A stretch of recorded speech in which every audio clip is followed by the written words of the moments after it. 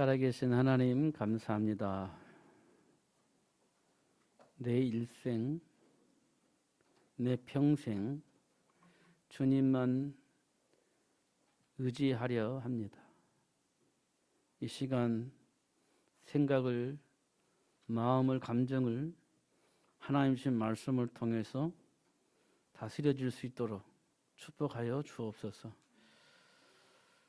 순간순간 사단이 내 안에 들어와서 지배했던 과거의 체질들이 드러날 때마다, 주장이 생길 때마다, 상처와 감정을 통해서 주장이 생길 때마다 찾아오셔서 말씀을 주시고 그 말씀을 통해서 다시 하나님 주신 신분호세를 회복할 수 있도록 축복하여 주셔서 준비된 축복을 누리는 삶이 될 수 있도록 역사하여 주옵소서.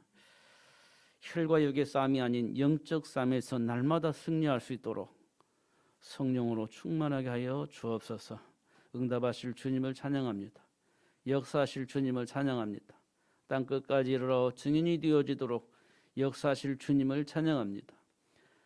만민에게 복음이 증거될 렘넌트를 양육할 수 있는 축복을 주실 주님을 찬양합니다. 소리 높여 마음껏 주님을 찬양합니다. 영광 받아 주옵소서. 예수 그리스도 이름으로 기도하옵나이다. 아멘. 우리에게 가장 가치 있는 것이 뭐냐라고 물어본다면 여러분은 뭐라고 대답을 하시겠습니까? 정말 우리에게 필요한 것이 뭐냐라고 물어본다면 여러분은 뭐라고 대답을 하실 것입니까?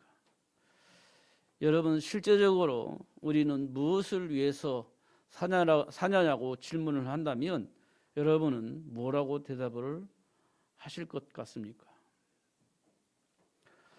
배운 대로 말고 실제적으로 여러분은 마음속에 있는 것을 가지고 대답을 하신다면 여러분은 뭐라고 말씀을 하실 것 같습니까? 분명히 성경에서 말한 그 답과 여러분이 가지고 있는 대답은 다를 수도 있다 이런 생각이 되어집니다. 복의 근원으로 버림받은 아브라함이 그랬습니다. 예수님의 수제자로서 4년 동안 예수님과 동행했던 베드로가 그랬습니다. 수많은 지식을 가지고 있었던 그리고 영향을 받고 영향을 주었던 바울이 그랬습니다. 우리는 하나님께로부터 은혜를 받고 하나님과 함께 해야 할 이유를 가지고 있는 사람들입니다. 그러나 삶 속에서는 어떤 생각 속에서 어떤 기준을 가지고 누구의 영향을 받아서 어떻게 생각하고 판단하고 결정을 하는지를 우리는 깊이 생각을 해야 합니다.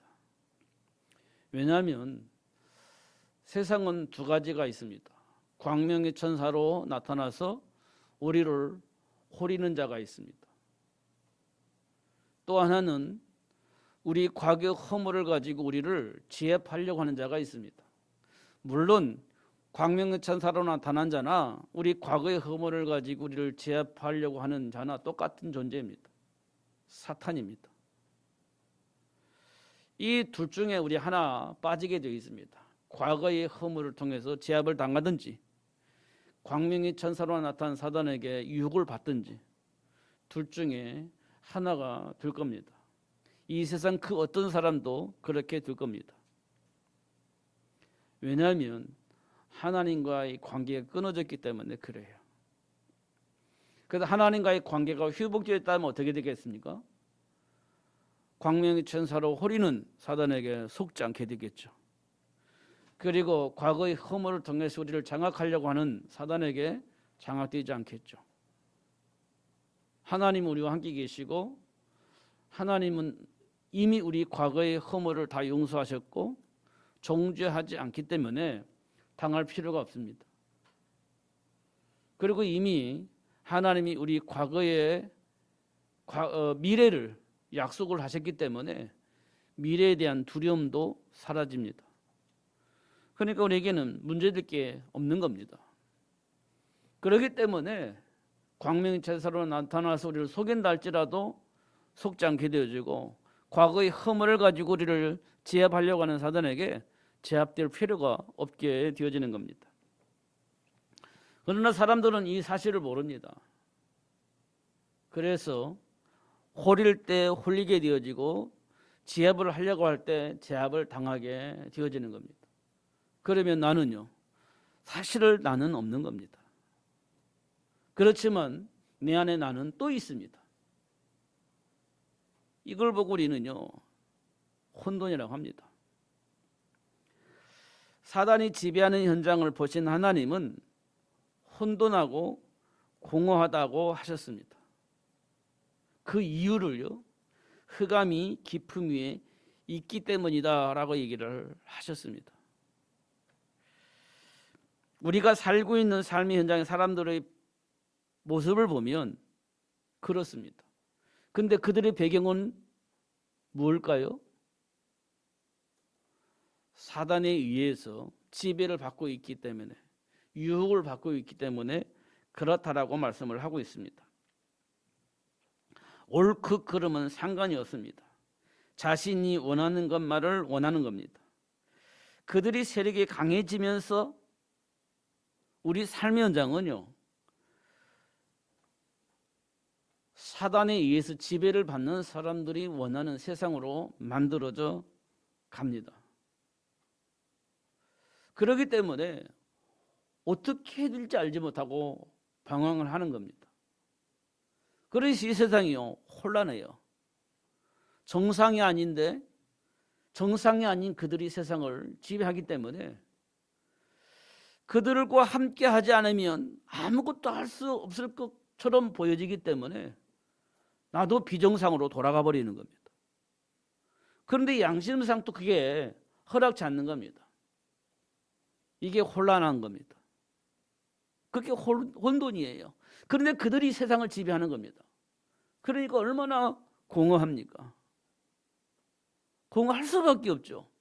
망해야 될 사람들이 세상을 지배하니 양심상 그렇게 살면 안 된다라고 생각을 하는데 또 그렇게 살아야 되니 얼마나 혼란하고 공허합니까? 정상적으로 살아야 할 우리가 정상적으로 살 수 없는 상황이 되니 얼마나 공허하고 얼마나 혼란스럽겠습니까? 근데 그 배경이 뭐냐? 몰라요. 성경은 말하고 있습니다. 하나님을 떠난 이 땅의 모든 사람을 사단이 장악을 하고 그렇게 만들기 때문이라고 말씀을 하고 있습니다. 중요한 것은 하나님의 백성이 이런 혼돈하고 공허한 현장을 볼 때 불신의 눈으로 보는 겁니다. 그 현장, 영적 사실을 못 보고 불신의 눈으로 보는 겁니다. 그리고 율법의 눈으로 보게 되어야 됩니다.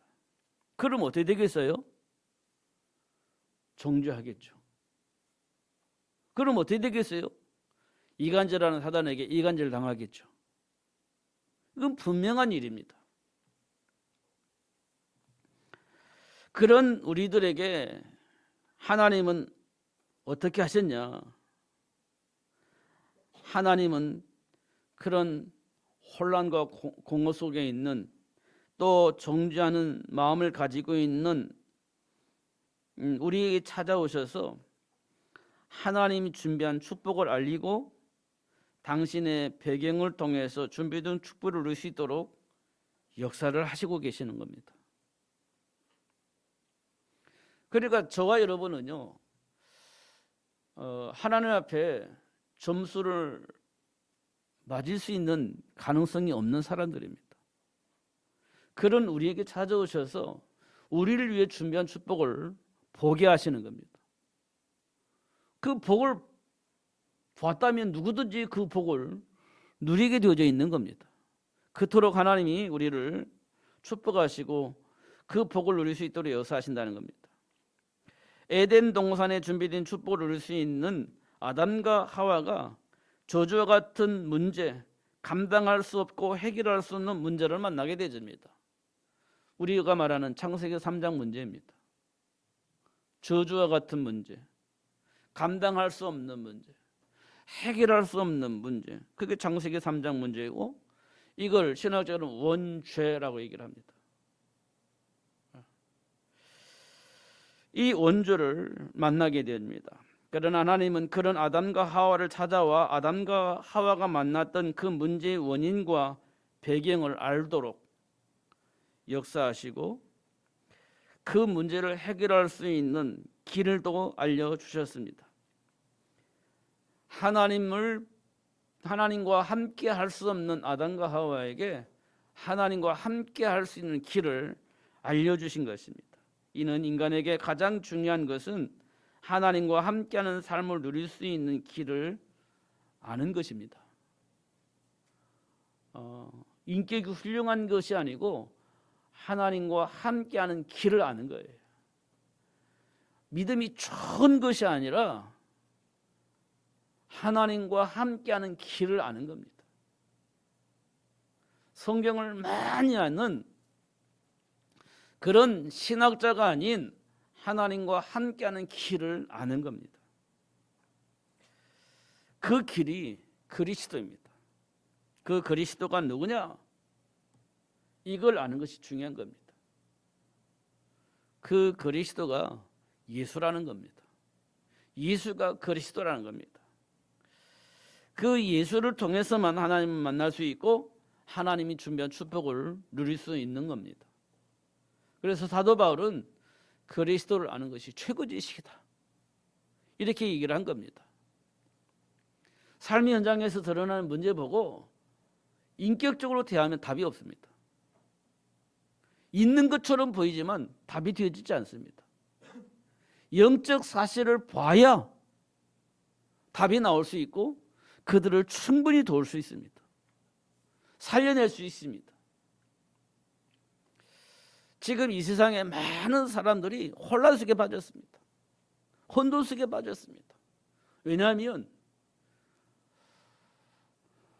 답이 아닌 것을 가지고 있는 사람들이 세상을 지배하기 때문에 따라가지 않자니 우리 삶이 어떻게 될지 모르겠고 따라가자니 망할 것 같고 그런 혼란 속에 지금 우리가 빠져 있는 겁니다.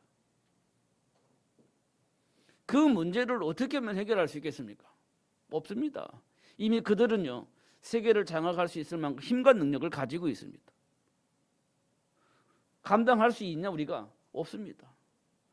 그러면 우리가 먹고 살려면 그들 편에 들어가 있어야 되는 겁니다. 근데 양심상 그러면 안 될 것 같아요. 그래도 어쩔 수가 없는 겁니다. 살아야 되니까. 그런 상황 속에 지금 우리가 빠져 있는 겁니다. 여러분 어떤 선택을 하여야 할 것 같습니까? 지금 이 시간에는 하나님과 함께하는 삶을 선택을 해야 되겠죠? 이렇게 대답을 할 겁니다. 이런 마음을 가질 겁니다. 그러나 현장에 나가면 또 다를 겁니다. 현장에 가면 또 달라질 겁니다. 왜냐하면 지금 우리가 성경을 가지고 얘기하기 때문에 그게 답이라고 생각할지 몰라도 현실에 나가면 나의 삶과 연관되어져 있는 겁니다. 그렇기 때문에 실제적인 내게 유익이 될 것이냐 손해가 될 것이냐, 내게 복이 될 것이냐 저주가 될 것이냐라고 생각을 해볼 때 그때는 생각이 달라지는 겁니다. 실제 상황이니까. 그럼 여러분 어떻게 해야 되겠습니까? 그러니까 하나님의 말씀을 그냥 단순하게 말씀으로 보니까 그게 되는 거예요. 현장에서 일어나는 일들에 대한 배경을 알 수 있도록 성경이 기록되어 있다는 것을 모르면 말씀과 삶은 달라지는 겁니다. 제가 어릴 때 여름이었을 것 같습니다. 여름에 갑자기 우리 민방위 훈련하잖아요. 지금은 안 하는데 우리는 뭐 매달 15일인가 그때 되면 민방위 훈련을 해요. 그러면 막 도시마다 막 이렇게 배를 울립니다. 삐삐삐삐 해가지고 지금 민방위 훈련입니다. 다들 이렇게 한쪽으로 숨으세요. 이렇게 합니다. 그러면 그때는요 차들도 한쪽으로 있고 사람들도 이렇게 숨고 그랬어요. 그게 이제 민방위 훈련이었습니다. 실제적으로 그렇게 했어요. 지금 그런 안 하잖아요. 실제적으로 차들이 움직이지 않았다니까 민방위 훈련 때. 그 사람들 다 한쪽으로 숨었어요. 그걸 매달 했습니다. 그런데 갑자기 어느 날 민방위 훈련을 막 하는 그 방송이 뭐라 하냐면 이건 훈련이 아닙니다. 실제입니다라고 하는 막 방송이 막 나왔습니다. 이건 실제 상황입니다 하면서 막 방송에 나왔어요. 사람들이 막 전쟁이 일어나는 줄 깜짝 놀랐습니다. 그때 어떤 사건이 있냐면 북한에서 비행기 타고 우리나라 귀순한 사람이 있습니다. 그 사람 이름이 이웅평이에요. 북한 비행기 타고 우리나라 귀순한 겁니다. 그리고 비행기가 오니까 전쟁이 일어나는 줄 깜짝 놀랐죠. 그래서 민방위에 막 실제 상황입니다 했어요. 알고 보니까 귀순을 한 겁니다. 그때 사람들은 뭔 줄 아세요? 야, 우리 전쟁이 일어나니까 빨리 그 식품 움직여 막 사야 돼 가지고 막 뭐 라면 사고 막 난리 났었습니다. 그 잠시 상관인데요. 왜냐? 실제 상황이라고 하니까.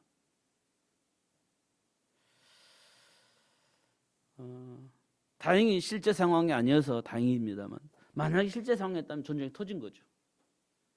그게 현실인 겁니다. 그 사실을 하나님께서 우리에게 말씀해 주고 있는 거예요. 현실의 문제를 사실적으로 기록해서 우리에게 주신 겁니다. 그게 성경 말씀이에요. 그래서 성경을 통해서 문제의 배경과 그 문제를 해결할 수 있는 답을 얻게 되어지는 거죠. 그래서 그리스도를 아는 것이 최고의 지식이고 그 안에서 모든 것을 할 수 있는 답을 얻게 된다라고 말씀을 하고 있는 겁니다.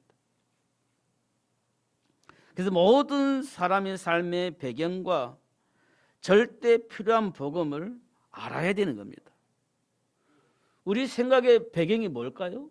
우리 감정 속에 있는 배경이 뭘까요? 누가 그런 생각과 감정을 주었을까요? 라고 하는 질문에 대한 분명한 답을 가지고 있어야 됩니다. 그리고 그 문제를 해결할 수 있는 답을 가지고 있어야 되죠. 알아야 되는 겁니다. 요한복음 8장 44절에 보니까 너희 아비 마귀에게서 났으니 이렇게 되어 있습니다. 너희 아비 마귀에게서 났으니 내 안에 있는 감정과 생각과 여러 가지 그런 것들이 어디서? 마귀로부터 왔다는 겁니다. 마귀로부터 왔다는 거예요. 그게 창세기 3장의 원죄의 문제입니다. 내가 왜 이렇게 됐지? 그 시작이 뭐지? 라고 말할 때 마귀가 나를 유혹해서 하나님 떠나버렸다는 거예요. 그게 원죄의 문제입니다. 그 다음부터는요, 죄의 문제를 가지고 있기 때문에 그때부터는 어쩔 수 없이 마귀에게 종로를 태야 되는데 왜 그럴까요? 죄의 싹은 사망이기 때문에. 하나님 불신하고 떠난 것은 죽음을 말하는 겁니다. 근데 그 죽음의 세력을 누가 가지고 있냐? 마귀가 가지고 있는 겁니다. 그러니까 일생 동안 마귀에게 종로를 태야 돼요. 왜? 죽음이 두려우니까. 그것이 인간이 가지고 있는 가장 근본적인 문제입니다. 이것이 전부 어디서 왔냐? 마귀로부터 나왔다. 이렇게 말하고 있습니다. 그런데요, 중요한 것은 하나님의 영광에 이룰 수가 없다. 하나님을 만날 수가 없다는 겁니다. 하나님 만나야 되는데 만날 수가 없는 겁니다. 그걸 하나님께서 복의 근원으로 부름받은 아브라함이 문제 만나니까 죽음에 대한 두려움 때문에 어쩔 수 없이 하나님을 떠나는 일이 벌어지는 겁니다. 복의 근원으로 부름받은 아브라함도 하나님을 떠납니다. 하나님과 함께하는 삶을 누릴 수가 없는 겁니다. 예수님과 함께 3년 동안 동행했던 베드로가, 그것도 수제자가 된 베드로가 예수님을 모른다고 떠나버립니다. 안 된다는 겁니다. 수많은 지식과 배경을 가지고 있는 사도 바울의 배경도 역시 안 되는 겁니다. 우리가 지식이 몰라서, 지식이 딸려서 하나님을 못 만나는 게 아닙니다. 하나님이 주며 축복을 못 누리는 게 아닙니다. 우리 배경이 그래요. 죄의 문제를 가지고 있기 때문에 하나님과 함께하는 삶을 누릴 수가 없는 겁니다. 우리 배경이 그래요. 그러면 우리가 정말 필요한 건 뭐냐?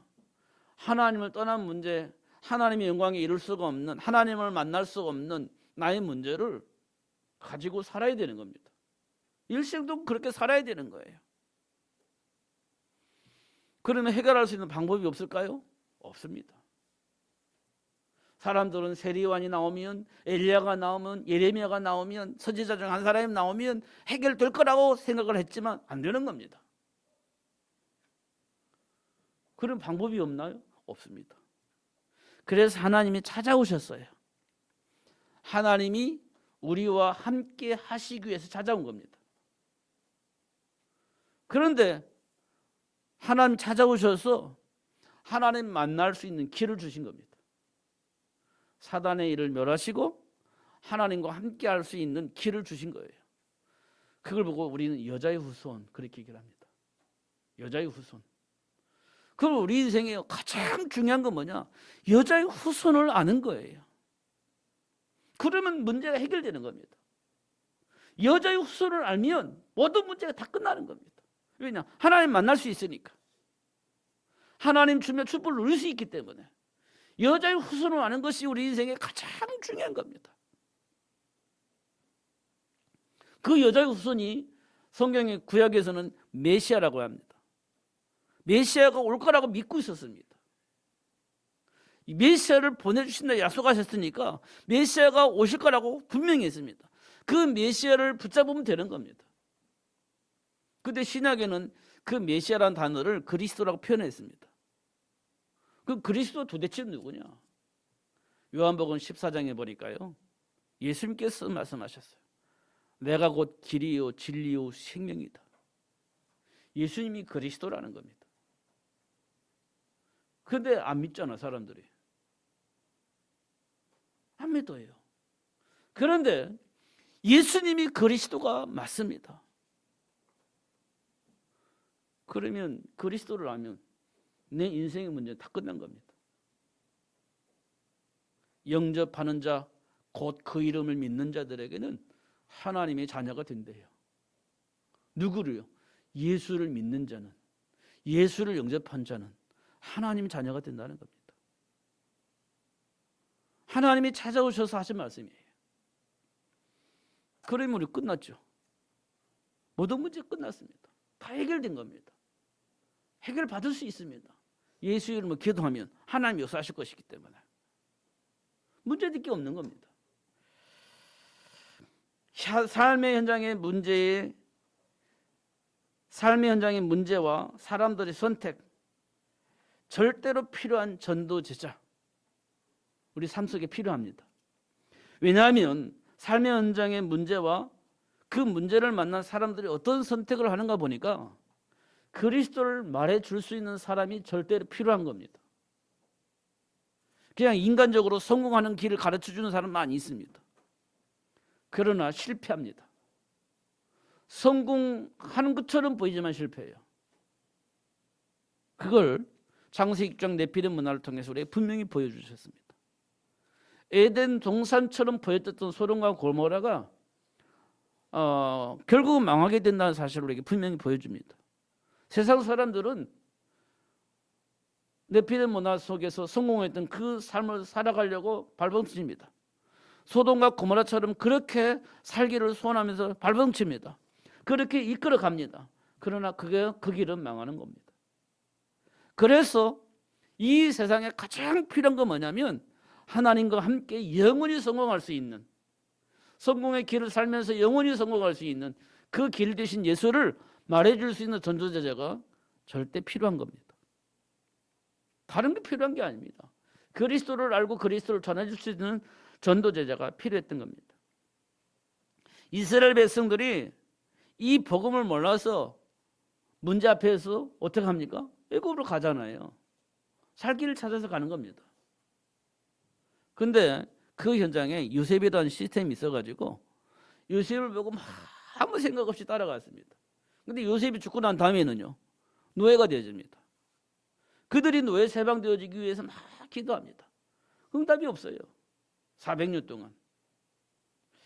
근데 하나님께서 노예가 된 이스라엘 모든 사람들이 가지고 있는 수건의 소리를 들었습니다. 400년 동안 들었어요.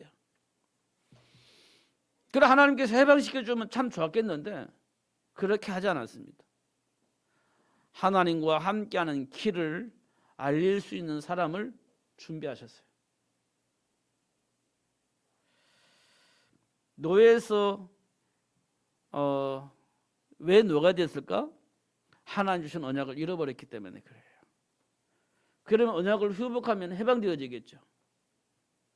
근데 그 사실을 말해줄 수 있는 사람이 필요하죠. 그래서 해방시킬 제자를 준비하게 하셨어요. 누구를 통해서? 요게벳과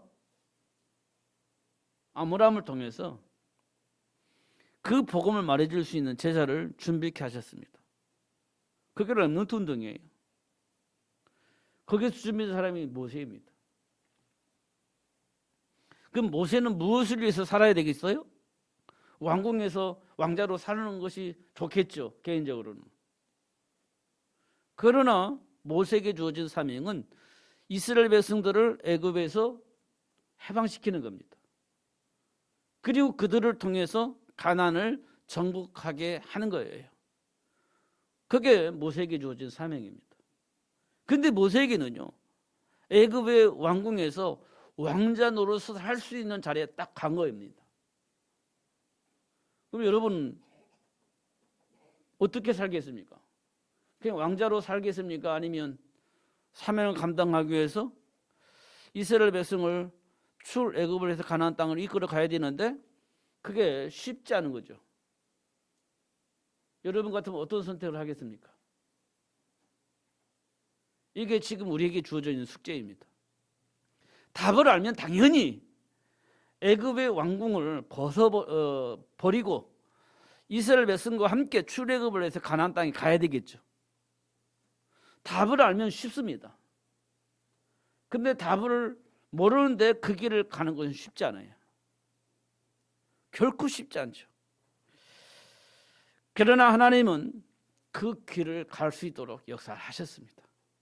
어떻게 역사하셨냐? 모세를 애굽 왕궁에서 쫓아버렸습니다. 왕궁에서 쫓아버렸어요. 그리고 광야에서 목동일을 하게 한 겁니다. 40년 동안. 그리고 부릅니다. 출애굽을 위해서. 그러니까 하나님이 역사를 하십니다. 그렇지 않으면 우리는 왕궁에서 왕자노릇을 하면서 평생 살 겁니다. 너무 좋은데, 보장되어 있는데 그 길을 가지 않겠어요?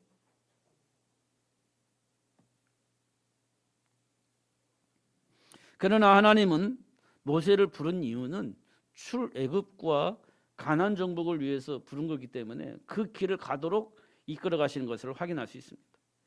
강대국의 포로가 되었던 이스라엘이 받은 응답은 뭐냐? 하나님과의 관계가요 무너져 버렸습니다. 그래서 하나님께 예배하는 것이 하나의 종교로 전락되어 버린 겁니다. 하나님과 관계가 무너지니까 예배가 하나의 종교가 되어 버린 겁니다. 그러니까 하나님이 뭘 원하시는지 몰라. 그냥 내가 원하는 것만 추구하는 거예요. 하나님과 함께하는 삶이 아니에요. 내가 원하는 것을 얻기 위해서 하나님께 기도하는 거예요. 하나님 종교로 전락되어 버린 겁니다. 이때 하나님께서는요, 주변의 강대국을 통해서 이스라엘을 공격을 하게 만들고 이스라엘은 포로가 되어져 버리게 만드는 겁니다. 하나님의 배경을 모르니까 공격당할 때 감당이 안 되는 겁니다. 그래서 포로가 되어진 거예요. 이때 하나님께서요, 포로로 잡혀간 렘넌트들에게 언약을 회복시켜 주시는 겁니다. 하나님과 관계를 회복시켜 주시는 겁니다. 그래서 렘넌트들이 언약을 기도할 때 포로로 잡혀간 이스라엘 백성들이 돌아오게 되어집니다. 돌아와서 하는 일이 뭐냐?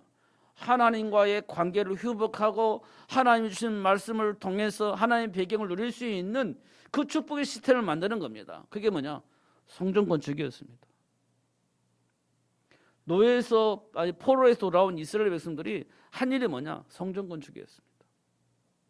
왜냐? 하나님과의 관계를 회복하고 하나님의 배경을 누릴 수 있는 그런 시스템을 만든 겁니다. 그게 하나님과 교제입니다. 그게 뭐냐? 예배입니다. 예배를 회복하기 위한 성전 건축이 시작됩니다. 그게 이스라엘 백성들이 받은 응답이에요. 포로로 잡혀간 이후에 왜 우리가 포로로 잡혀갔지? 왜 우리가 공격을 당할 때마다 실패하지? 확인해 보니까 하나님의 배경을 누리지 못했던 겁니다. 하나님의 말씀을 못 들었다는 거지. 이 예배가 아닌 종교였습니다. 그러니까 그들이 깨달은 것은 하나님과의 관계를 회복할 수 있는 예배, 그 성전이 우리에게 절대 필요하다라는 걸 확인한 겁니다. 그래서 돌아오자마자 성전이 건축되어진 겁니다.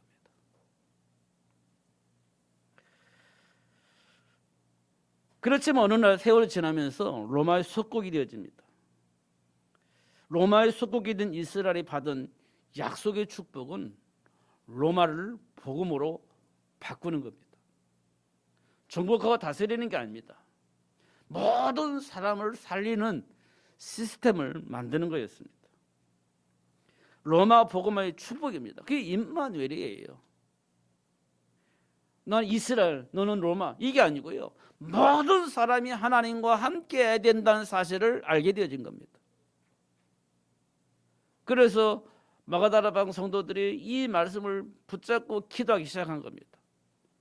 그리고 만나는 사람마다 이 말을 얘기를 한 거예요. 로마 복음화입니다. 너는 로마, 나는 이스라엘, 그렇지 않습니다. 나도 하나님과 함께, 너도 하나님과 함께. 이 세상 모든 사람이 하나님과 함께 해야 된다는 사실을 알게 된 겁니다. 그게 마가다라 방 성도들입니다. 핍박이 오면요, 도망가는 게 아닙니다. 핍박이 왔을 때도 그 사람들에게 복음 전하는 겁니다. 그 일의 주인공으로 누구를 세웠냐? 바울을 세운 겁니다. 그게 로마의 속국이 된 이스라엘 백성들이 받은 하나님께로부터 약속받은 축복입니다.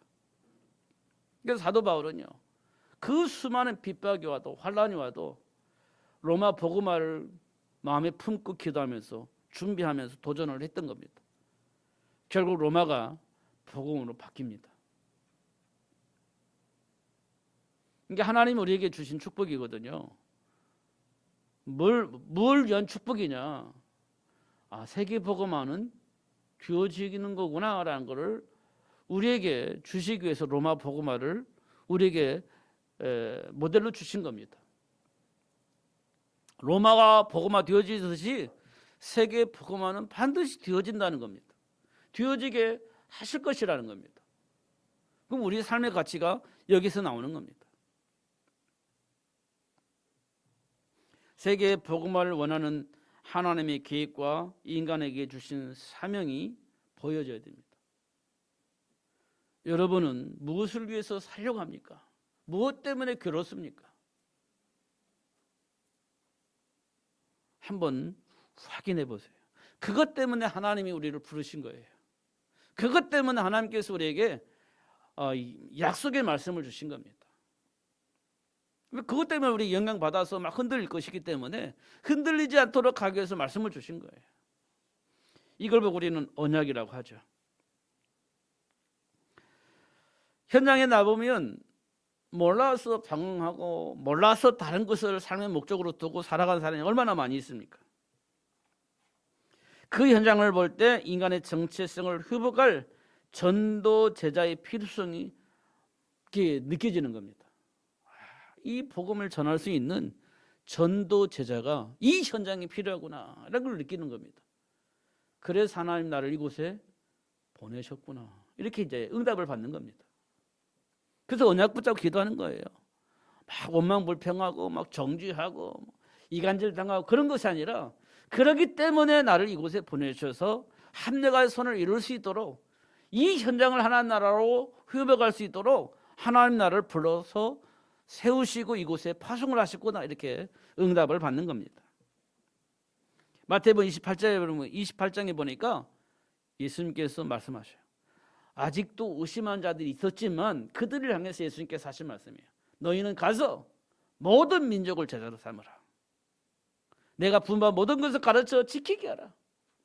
세상 끝날까지 내가 너희와 항상 함께 있을 것이다. 모든 민족을 제자로 삼으라는 겁니다. 아직도 의심하는 사람이 있는데 그들에게 하신 말씀이 예수님께서. 마가복음 16장에 보니까 너희는 온 천하 다니면 만민에게 이 복음을 전하라. 믿는 자들에게 반드시 표적이 따를 것이다. 이렇게 말씀을 하십니다. 요한복음 21장에 보니까 내 어린 양을 먹이라. 이렇게 얘기를 합니다. 이 말을 들은 사람이 베드로예요. 베드로는 예수님을 3번씩 부인하고 살아보려고 예수님을 저주했던 사람입니다. 그런데 그 베드로에게 예수님께서 내 어린 양을 먹이라.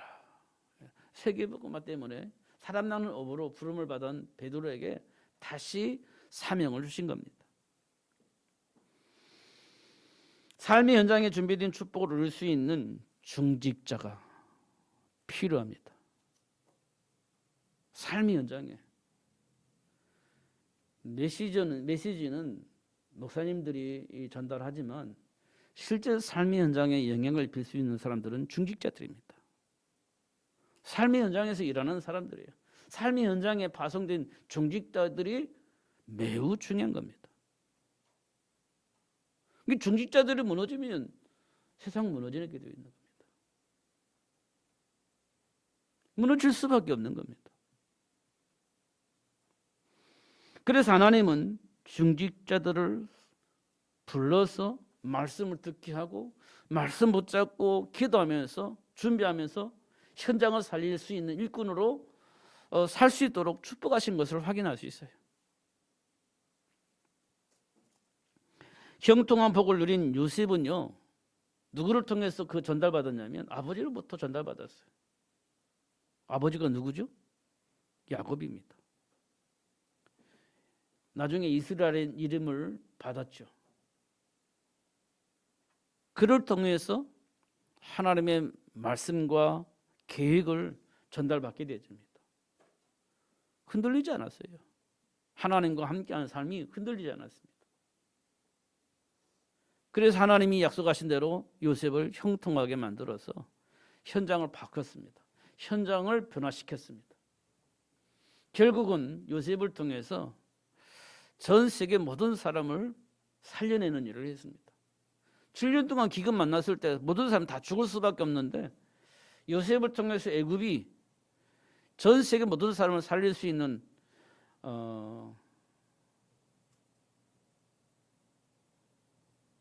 모든 그 음식을 다 준비하게 그 저장을 해놨기 때문에 살아난 겁니다. 그렇게 하나님이 하십니다. 날마다 쳐들어온 골리앗을 이기고 승리하신 다윗을 보면 항상 하나님과 함께하는 삶을 놓치지 않고 하나님의 배경을 가지고 늘 승리했습니다. 양을 칠 때도 골리앗이 쳐들어왔을 때도 만군의 여호와의 이름으로 골리앗을 물리치게 되집니다. 이건 중직자들의 삶 속에서 누려야 할 축복입니다. 하나님이 그 배경이 되어주시겠다 약속을 하셨기 때문에 그 배경을 누렸던 요셉과 다윗은 늘 승리하게 되어진 겁니다. 그래서 살아계신 하나님을 증거하게 되어졌고 현장을 복된 현장으로 하나님 나라를 회복할 수 있는 현장으로 바꿀 수 있도록 역사하신 것을 확인할 수 있습니다. 우리가 수없이 말했던 로마를 복음화시켰던 일꾼들 있잖아요. 로마서에 기록된 일꾼들.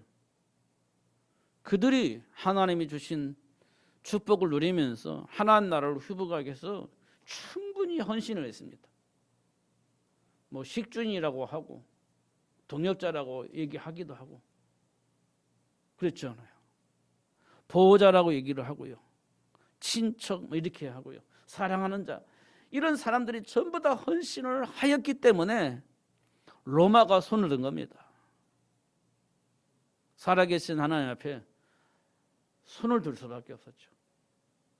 로마가 복음화 되어질 수 있었던 것은 현장에 숨겨져 있는 일꾼들이 있었습니다. 중직자들이 있었습니다. 복음을 가지고 있는 정말 인간의 삶의 가치를 알고 있는 정체성을 알고 있는 일꾼들이 숨겨져 있었습니다. 세계 복음화도 그렇게 되어지게 할 겁니다. 그래서 지금 하나님은 우리에게 그런 중직자를 세우기를 원하셨고 그래서 중직자 훈련을 하는 겁니다. 그 중직자들 통해서 또 다른 중직자를 만들기 위해서 훈련하는 겁니다. 그게 렘넌트 운동입니다. 이게 말씀을 통해서 나의 삶의 가치를 발견하는 거예요. 그러면 나를 유혹하게 만드는 자가 무엇이 있는가 보이는 겁니다. 내가 엉뚱한 짓을 하는 그 사람 삶의 배경에 누가 있는지를 확인할 수 있어요. 나의 관심을 다른 데로 두게 만드는 자가 있습니다.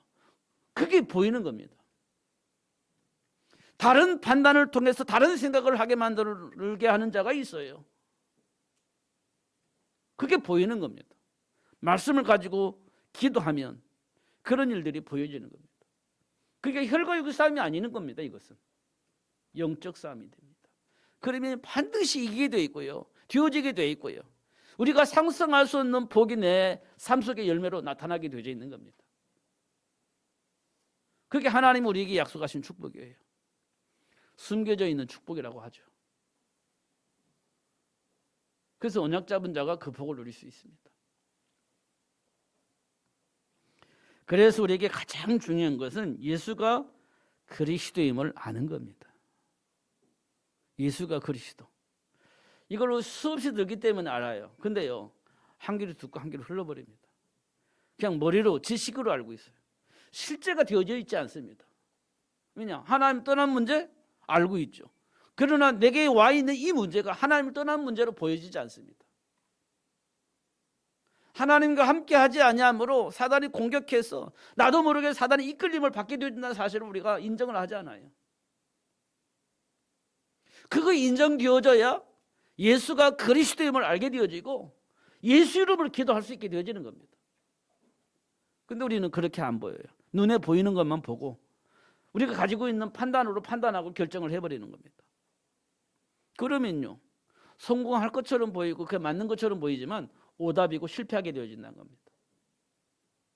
예수가 그리스도, 이것이 나와 무슨 상관이 있습니까?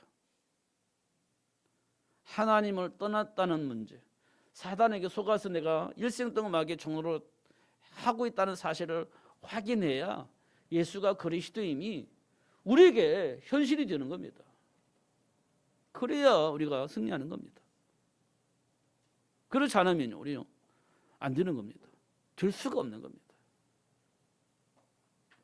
놀라운 것은 그리스도 안에 모든 것이 감춰져 있습니다. 지혜와 지식의 모든 부하가. 그래서 그리스도 안에서 모든 것을 할 수 있는 축복이 오게 되는 겁니다. 그래서 사도 바울이 그랬잖아요. 내게 능력 주시는 자에서 내가 모든 것을 할 수 있다. 이렇게 고백이 되어지게 된 겁니다. 그렇다면 이 사실을 이 땅의 모든 사람이 다 알아야 되겠죠. 그래서 예수님은 너희는 온 천하 다니면서 만민에게 이 복음을 증거하라고 얘기를 하신 겁니다. 이걸 마가가 받아서 기록한 겁니다. 예수님께서 나에게 주신 삶이 뭐냐? 온 천하 다니며 만민에게 이 복음을 증거하라겠다. 근데 믿는 자들에게는 표적이 따를 것이다. 근데 증거해 보니까 정말 표적이 따르는 겁니다. 그래서 어떻게 해요? 표적으로 말씀을 확실히 증거하시느니라 그랬습니다.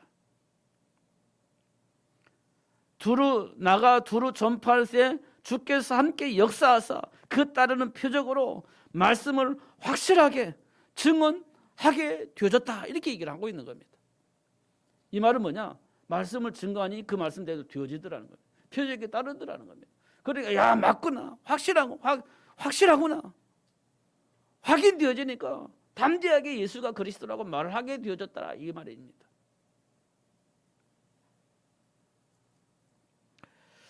이런 제자가 우리 삶 속에 항상 필요합니다. 그래서 제자 만들어야 되겠죠. 그래서 시작된 것이 다락방입니다. 그런 제자를 만들어내는 겁니다. 그게 다락방입니다.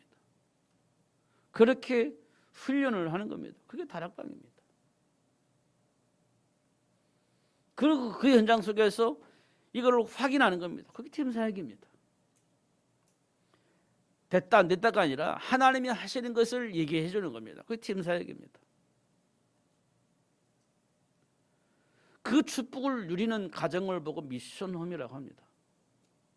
하나님 주신 달란트를 통해서 천하 만민에게 이 복음을 증거할 수 있는 시대를 만드는 겁니다.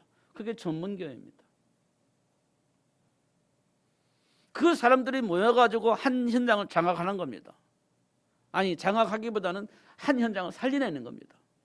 그게 지교회입니다. 가장 중요한 것은 예수가 그리스도임을 아는 데부터 시작되어지는 겁니다. 그러면 다락방부터 시작해서 지교회가 이렇게 한 시스템으로 묶어지는 겁니다. 그러면 예수가 그리스도임을 모르면 이건 아무리 바쁘든 되어지지 않는 겁니다. 그래서 할 수 없이 하나님은 원한을 불러서 예수가 그리스도임을 알 수 있도록 역사할 겁니다. 언약 붙잡고 기도한다면 그렇게 되어지도록 역사하실 것입니다. 왜냐? 이 세상 모든 사람들이 이 복음을 들어야 되기 때문에, 그 일을 위해서 하나님께서 우리를 부르셨기 때문에 우리 속에서 그런 일들이 일어날 수 있도록 그렇게 축복하실 겁니다.